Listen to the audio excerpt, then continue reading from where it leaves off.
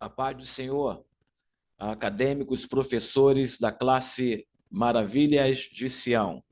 Em conformidade com a nossa liderança, o pastor Alessandro Malafaia e a pastora Aline Malafaia, e alinhado também com o nosso diretor de educação cristã, o evangelista Leonardo, estamos mais uma vez nessa lição do terceiro trimestre de 2025. Já entramos no terceiro trimestre da revista Adultos, editora Betel, que tem como temática no seu todo Jesus Cristo, o Filho de Deus, a verdade que transforma, milagres, ensinamentos e a promessa da vida eterna no Evangelho de João. E nesse Evangelho de João, João, discípulo de Cristo, filho de Zebedeu, o irmão de Tiago, na época da sua escolha como discípulo, os eruditos vão dizer que ele tinha entre 17 adolescente a 20 anos, quando começou o seu ministério.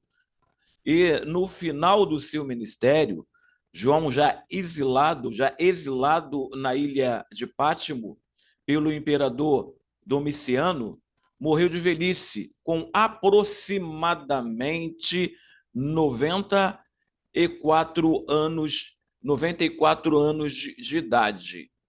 Mas o mesmo João é o escritor do Evangelho segundo escreveu João, e as três epístolas, primeira, segunda e terceira epístola de João, e o livro de Apocalipse, meus irmãos, da classe Maravilhas de Sião.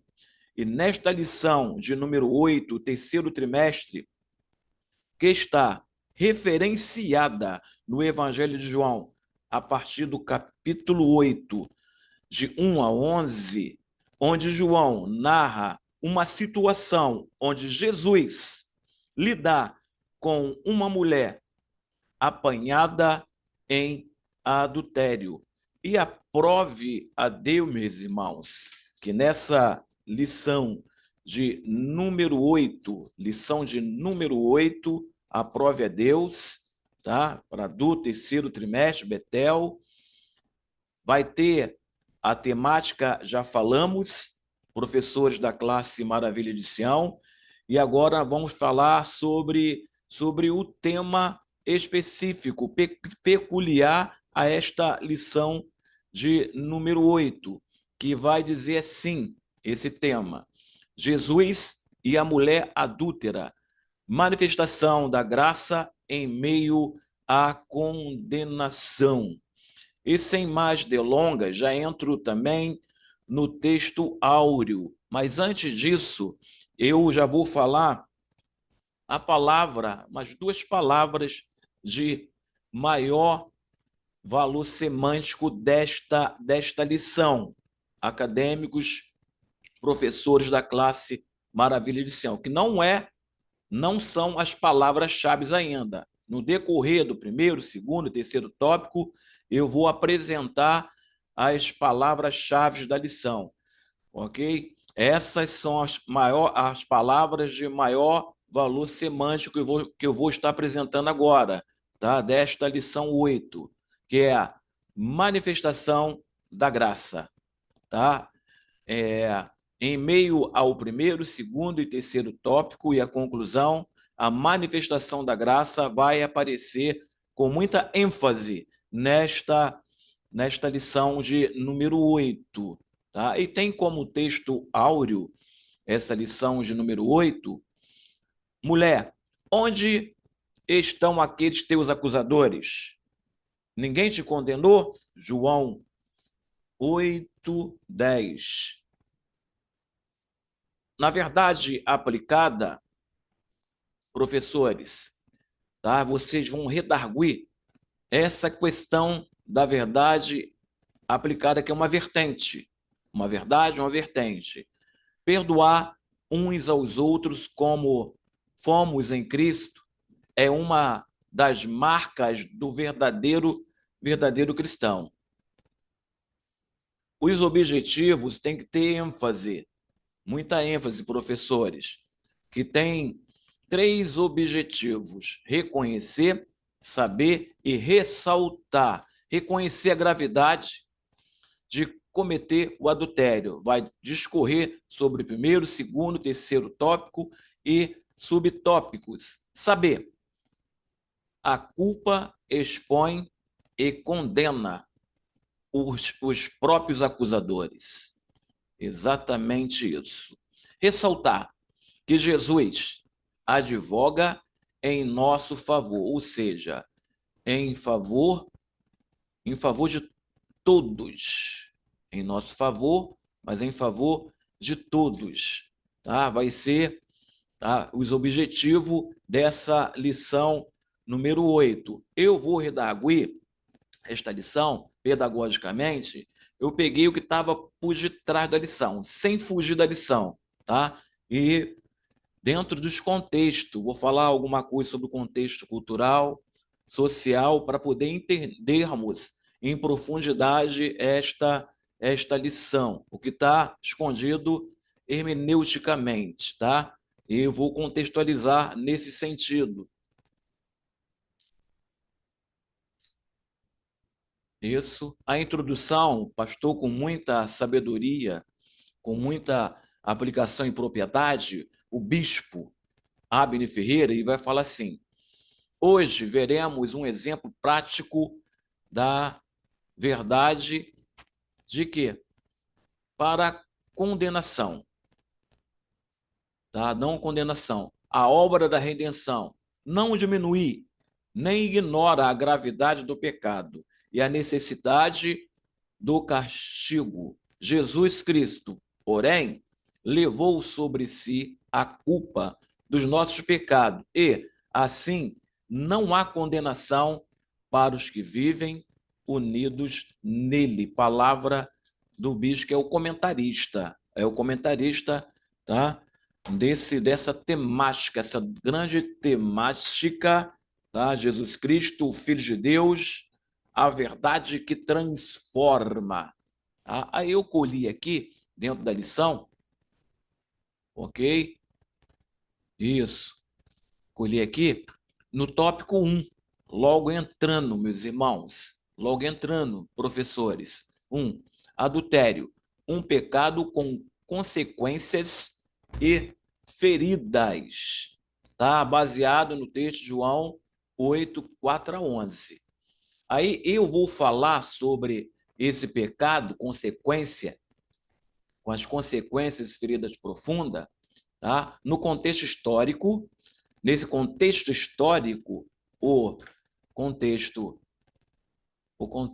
religioso, social e cultural, para poder entendermos o que estava acontecendo, ok? Naquele cenário onde, tá, se encontra Jesus e a mulher adúltera e seus acusadores, naquele cenário. O contexto religioso.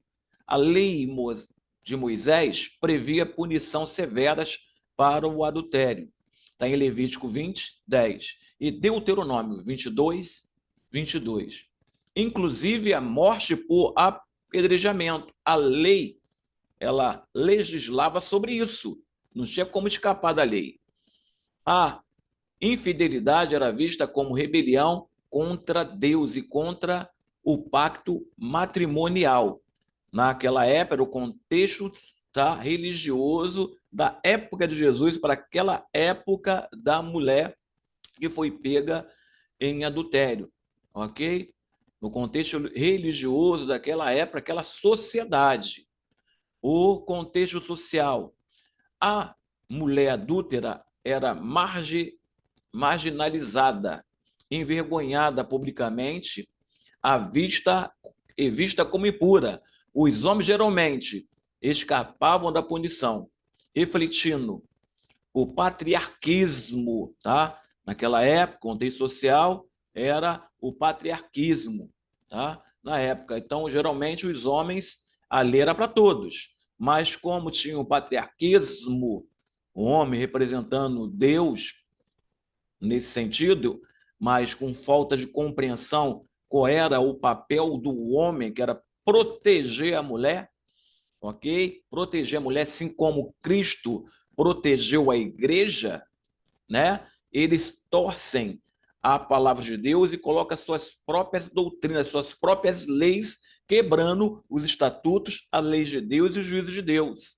Esse patriarquismo feriu para aquela sociedade estava correto, mas feriu o estatuto, as leis e os juízos de Deus, ok? No contexto cultural, a sociedade judaica do primeiro século, o adultério comprometia a honra da família e da comunidade, até hoje.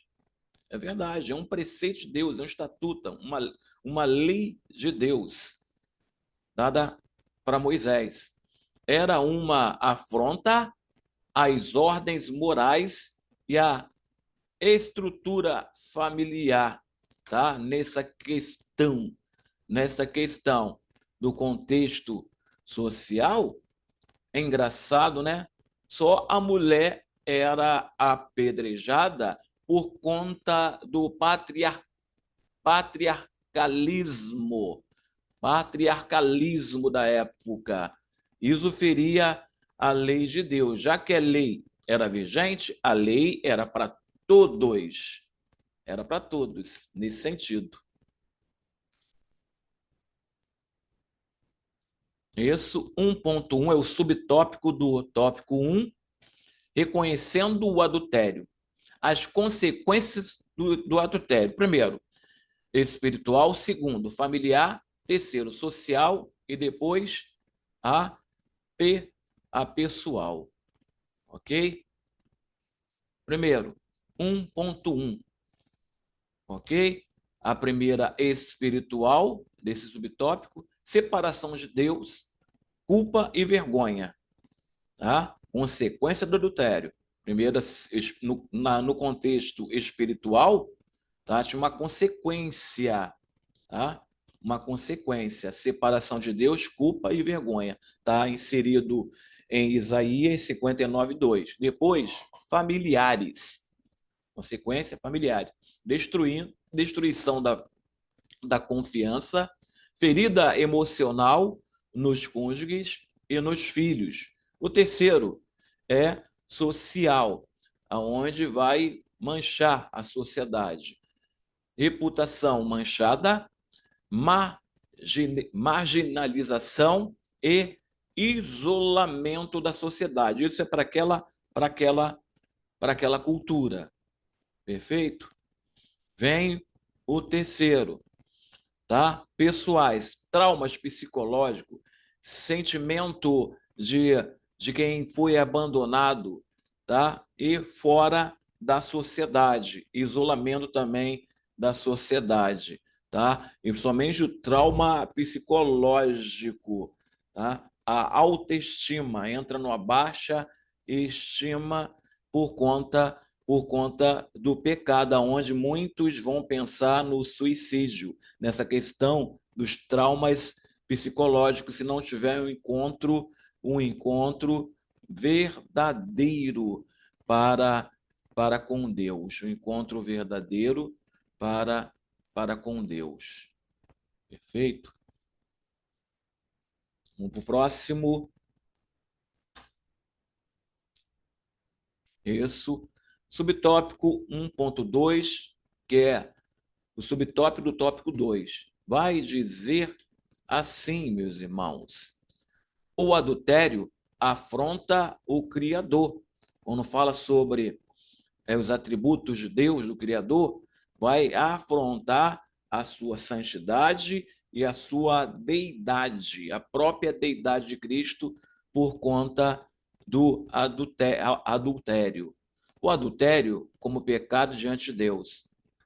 Aí vai falar, ok? Em João 8:4, mestre, esta mulher foi apanhada em flagrante adultério. O adultério rompe o pacto do casamento, tá? Isso. É pecado não apenas físico, mas também um pecado espiritual. Quando a igreja ela se apostata da fé e se prostitui a outros deuses, a outras ideologias, a outros ideais, a não ser o cristianismo ou Jesus como centro de todas as coisas nos artelhos da igreja, ela vai se prostituir a outros deuses porque não busca o Deus verdadeiro, ou se prostitui às ideologias, os ideários humanos falando que é bíblico, e porém não é. Isso também é adultério perante Deus quando você divide a honra e a glória de Deus com ideologias dessa sociedade pós-moderna e da igreja pós-moderna que não acompanha ou que não está firmada nos firmamentos basilares da igreja apostólica. Isso, perfeito. Isso. 1.3.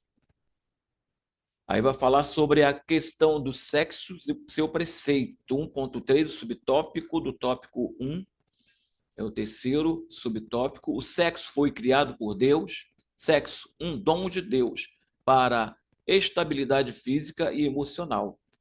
É bem verdade. Sexo foi dado por Deus.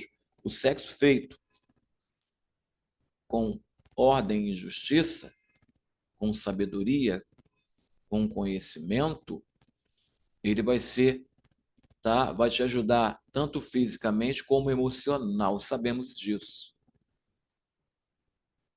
O texto, né, nesse 1.1, nós vamos falar em três preceitos desse texto, três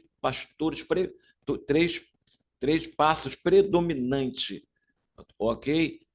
Para esse contexto, o sexo foi criado por Deus. Primeiro, o sexo, muitas vezes mal compreendido ou distorcido pela sociedade. É, na verdade, uma dádiva de Deus. 2, criado por Deus no contexto do casamento, está imbuído em Gênesis 2, 24 a 25.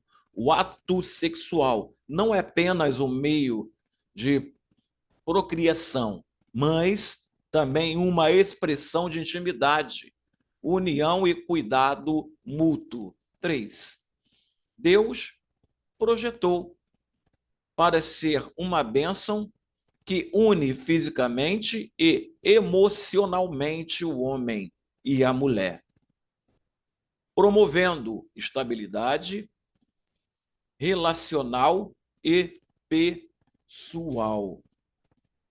Perfeito, meus irmãos. Isso.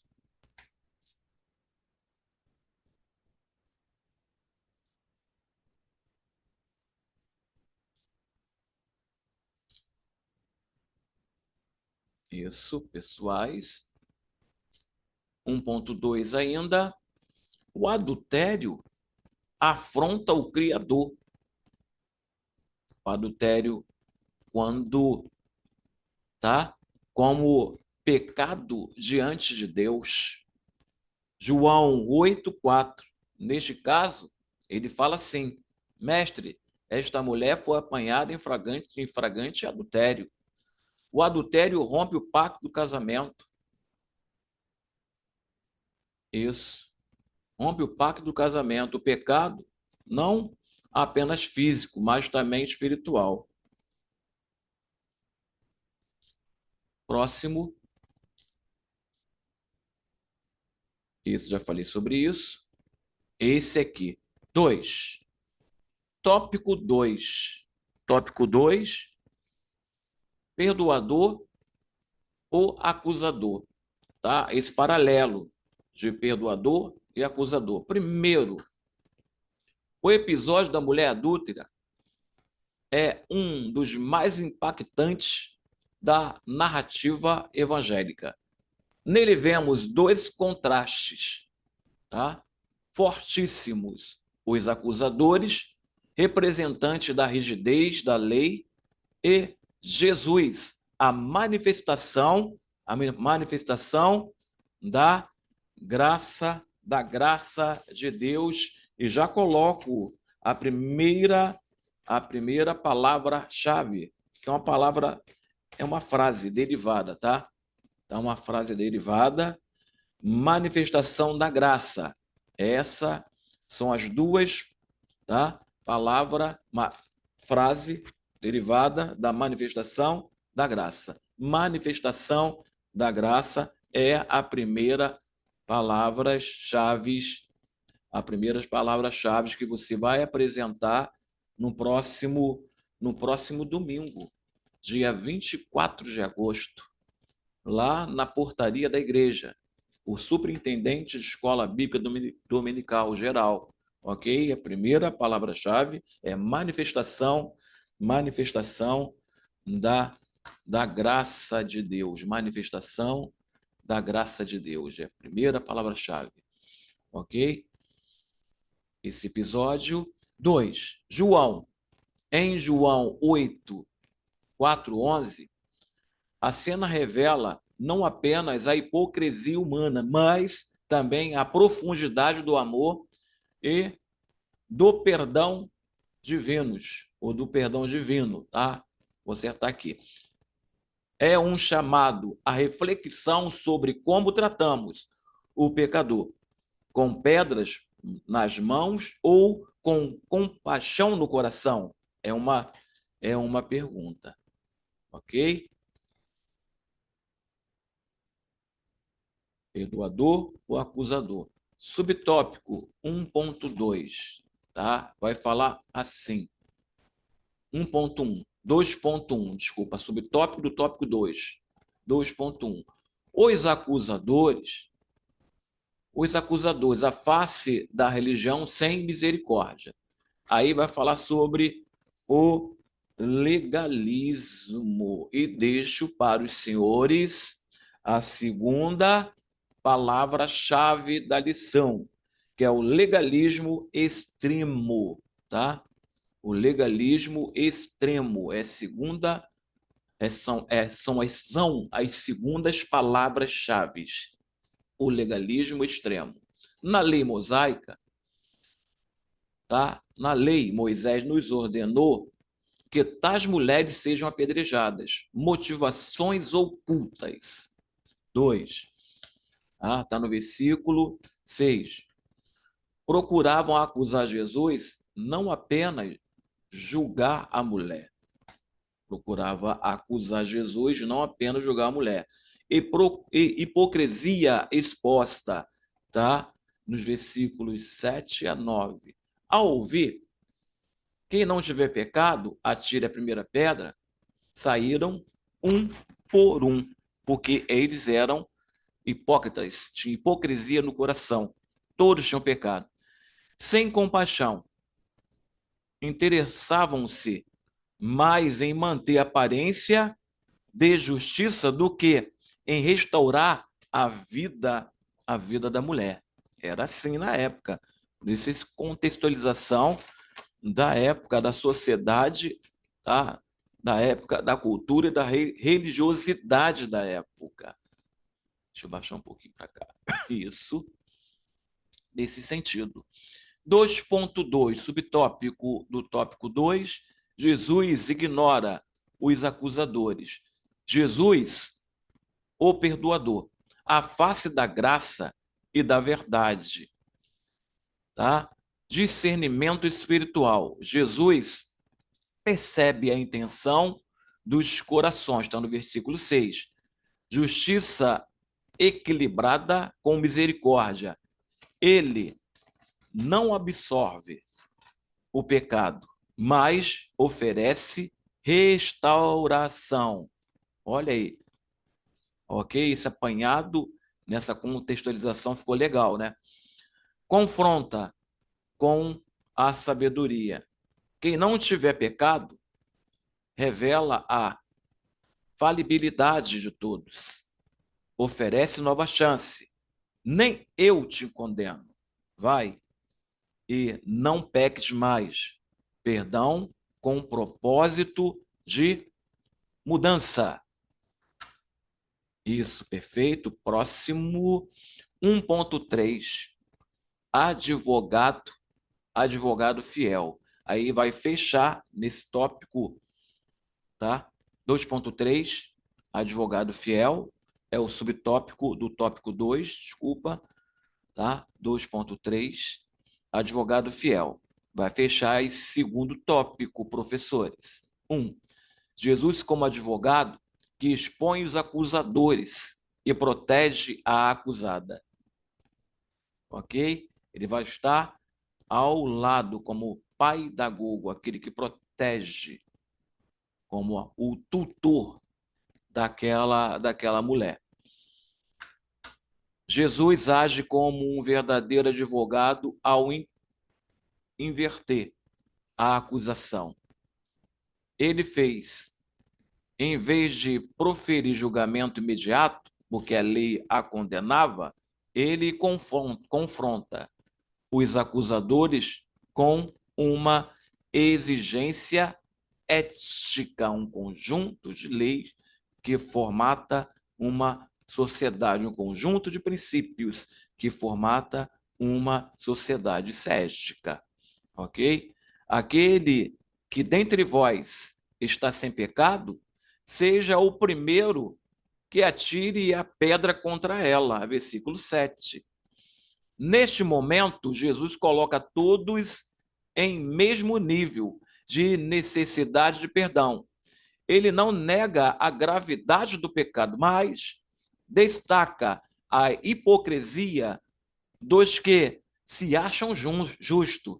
Assim, ele defende a mulher não inocentando a mulher do pecado, mas protegendo-a da injustiça de um julgamento parcial e condenatório. Que defesa magnífica! Que defesa magnífica!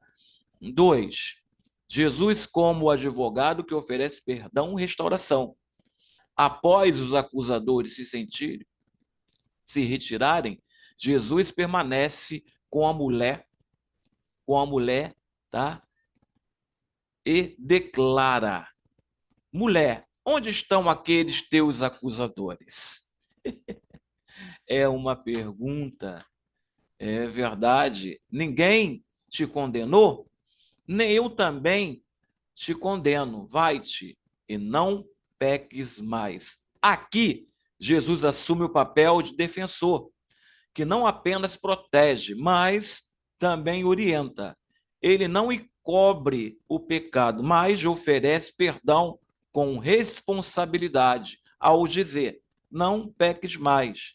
Jesus indica que o perdão não é uma permissão para continuar no erro, mas uma chance de transformação. Como advogado, ele intercede por graça e promove a reconciliação do pecador com Deus.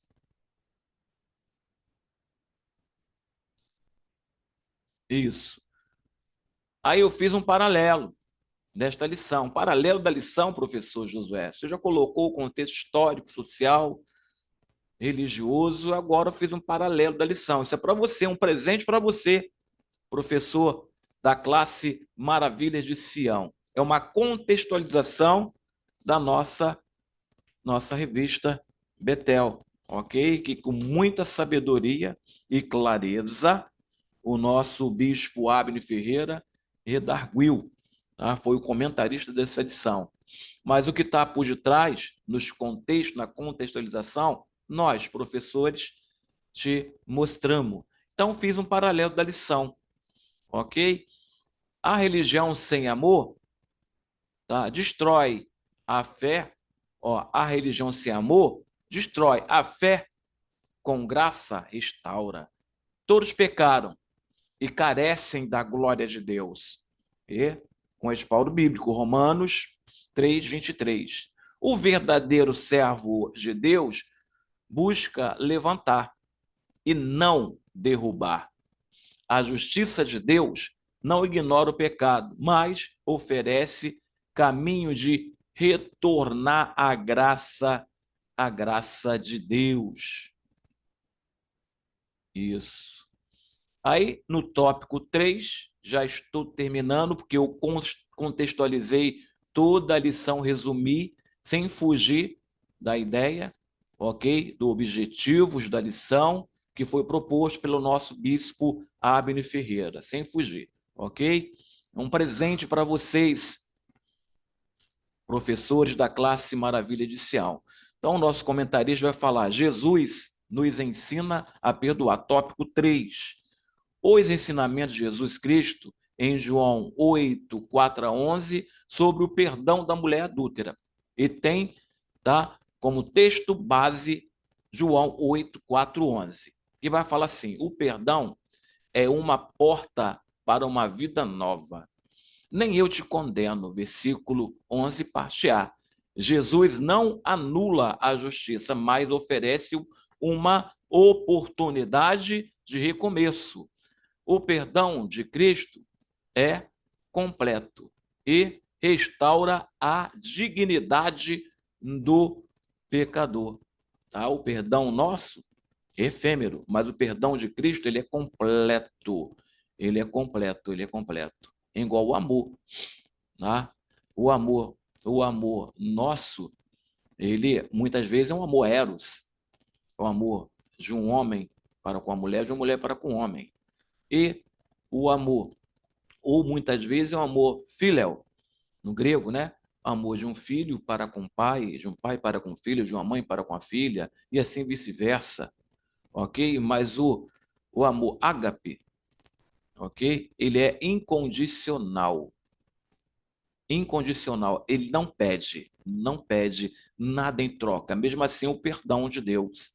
Ele é incondicional, ele não pede nada em troca. Ele perdoa, está perdoado e acabou. Pecado, todos os pecados daquela mulher, ok? Foi jogado no mar do esquecimento. Mulher, vais e não peques mais. Ele vai tratar a parte psicológica desta mulher, mas em outro contexto estaremos falando sobre isso. O perdão deve vir acompanhado de transformação. Exatamente. Vai e não peques mais. O perdão não é, tá? Conivência com o erro, mas um chamado à santidade. Jesus exige arrependimento e mudança de vida após o perdão. Estamos terminando, tá? Já estou no subtópico do tópico 3, subtópico 3.2, que é um subtópico do tópico 3, que vai falar assim: os perdoadores, aquele paralelo, tá? Do tópico 3, os perdoadores, tá? Tá? O perdoador e o acusador, tá? Vamos lá.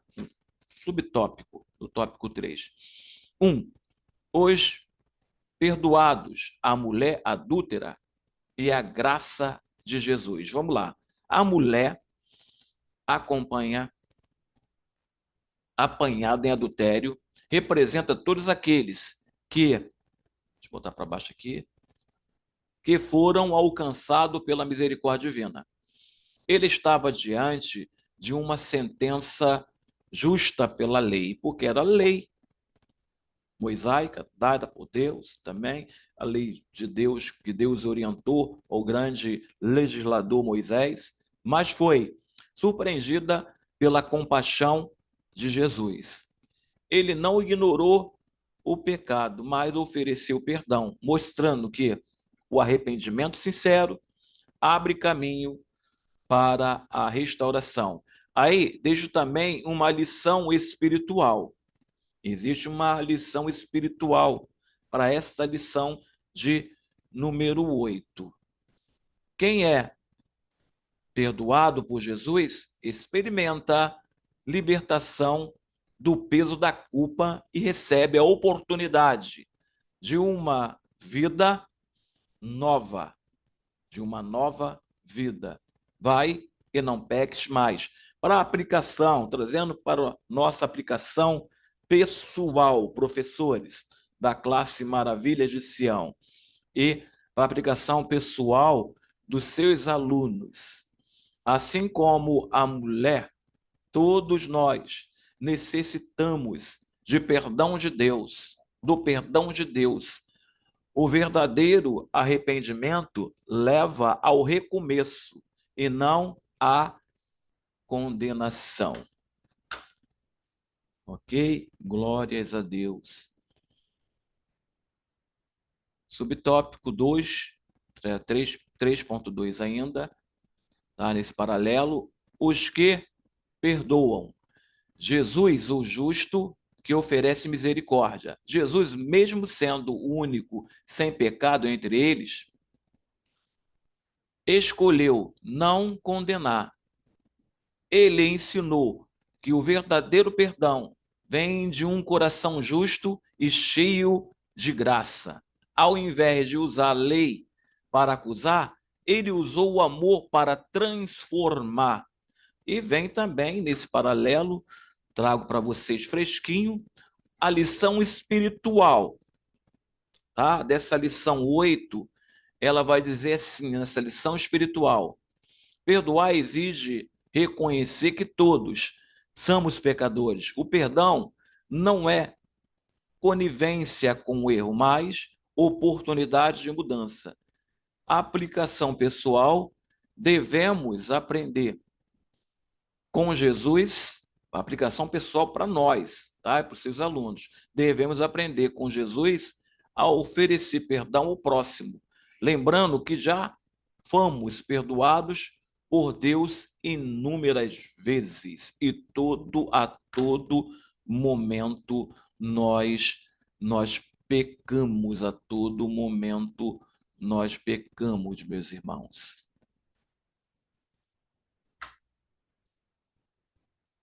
3.3, já estamos terminando. Vamos falar, tá? Redarguir assim, pedagogicamente, esse subtópico 3.3. Compreendendo o perdão no contexto da mulher adúltera. Olha aí. O episódio da mulher apanhada em adultério revela a profundidade do perdão de Deus, tá? De Deus manifestado em Jesus Cristo. 1. Enquanto os acusadores desejavam aplicar a pena prevista pela lei, Jesus revelou que o verdadeiro julgamento começa no interior do coração, ao dizer: aquele que dentre vós está sem pecado, seja o primeiro que lhe atire a pedra. 2. Ele confrontou a hipocrisia, expôs a necessidade universal da graça de Deus, da graça de Deus. E por conta disso, eu já vou falar a terceira palavra, a terceira palavra-chave, que ela está composta, ok? A terceira palavra-chave. A primeira palavra-chave foi manifestação da graça, a segunda palavra-chave, legalismo extremo, e a terceira palavra-chave trago agora para os senhores. Trago agora para os senhores. Perdão incondicional. Terceira palavra-chave, ok? Que você, acadêmico, você, professor, vai entregar lá na portaria, tá? Nos superintendentes, lá na DCG, Campo Grande, ou das suas congregações, ou colocar no grupo. A terceira palavra-chave é perdão incondicional. Isso. 3. Voltando para o texto. O perdão, nesse contexto, é libertador. Rompe o ciclo da culpa, impede a condenação e conduz à renovação da vida. Jesus mostra que o perdão não é, tá, passividade diante do erro, mas um ato ativo de amor que visa restaurar e não destruir. Conclusão: Já concluindo, nesta lição, aprendemos sobre a gravidade do pecado e as riquezas da benignidade, da paciência e da longanimidade de Deus, que nos conduzem ao arrependimento, mas também viver segundo a vontade de Deus em todas as dimensões da vida, expressando no dia a dia o amor e a misericórdia do Senhor, com os quais fomos abençoados. E deixo uma palavra de oração para as vossas vidas, professores da classe Maravilha de Sião, e novamente reiterando o meu agradecimento ao pastor Alessandro Malafaia, à pastora Aline Malafaia e também ao nosso diretor de educação cristã, que é o evangelista Leonardo. Já reiterando esse agradecimento, mais uma palavra de oração, uma reflexão para esta semana. Senhor nosso Deus, nosso Pai, é o Senhor que habita entre os querubins, o teu trono, ele é um trono de glória, a sua benignidade e longanimidade e justiça, ela permanece para sempre, Senhor. O Senhor é legislador do universo e de todas as coisas, Senhor. E por essa semana, Senhor, aquilo que teus servos, meu Pai, os professores da classe Maravilha de Sião, te pediram, meu Pai, Deus, para que o Senhor viesse, meu Pai, entrar com providência, meu Pai, que no cotidiano desta semana, meu Pai, o Senhor vem liberar as bênçãos, meu Pai, conjugais, as bênçãos afetivas, as bênçãos profissionais, as bênçãos ministeriais e, por que não, Senhor, as bênçãos financeiras, meu Pai, porque os servos, seus servos, meu Pai, precisam, meu Pai, das bênçãos financeiras, meu Pai, para, meu Pai, viver bem nessa sociedade no mundo capitalista, Senhor. Ajuda-os, Senhor. Em o nome de Jesus Cristo, meu Pai, nós profetizamos toda sorte de bênçãos sobre as vossas vidas em o nome de Jesus, e já agradecemos.